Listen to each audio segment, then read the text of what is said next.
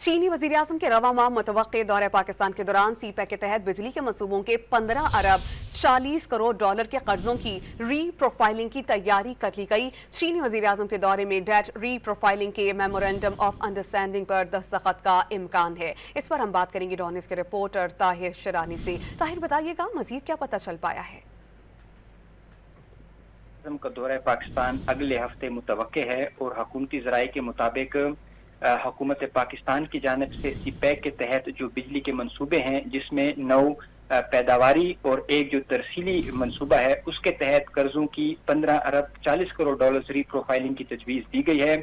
और इम्कान ये है कि पाकिस्तान और चीन के दरमियान जो चीनी वज़ीर-ए-आज़म का दौरा पाकिस्तान है, उस दौरान मुफाहमत की यादाश्त पर दस्तखत कर लिए जाएंगे। पाकिस्तान का प्राइवेट पावर इंफ्रास्ट्रक्चर बोर्ड और चीनी कंपनियां मुजवजा MOU पर दस्तखत करेंगी। अगर ये MOU पर दस्तखत होते हैं तो उस सूरत में 5 साल की अदायगी में पाकिस्तान के लिए तोसी हो जाएगी, लेकिन उस सूरत में पाकिस्तान की मजमूई जो अदायगी है उसका बोझ 1 अरब 22 करोड़ डॉलर बढ़ जाएगा। यानी 2036 से 2041 तक अगर 5 साल की तोसी होती है तो उस सूरत में पाकिस्तान को जो अदायगी है वो 15 अरब 40 करोड़ की बजाय 16 अरब 62 करोड़ करना पड़ेगी।